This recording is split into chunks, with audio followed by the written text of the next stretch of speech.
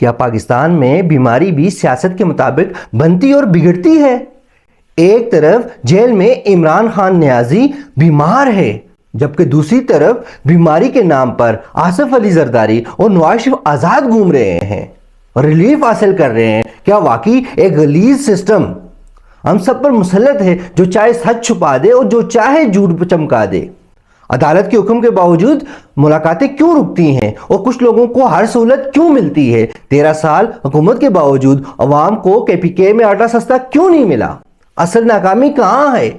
کیا قرض لینا کامیابی ہے یا کمزوری ہے؟ ان قرضوں کی قیمت کون ادا کرے گا؟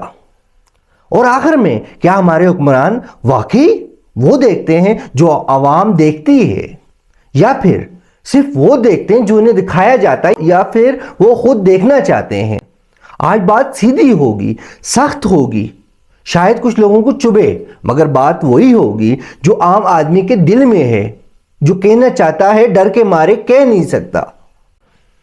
نظام کا اصل چہرہ بے نقاب کرنا ہے۔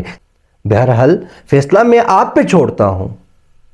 اگر آپ میری بات سے متفق ہیں تو ضرور کمنٹ باکس کا حصہ بنیں۔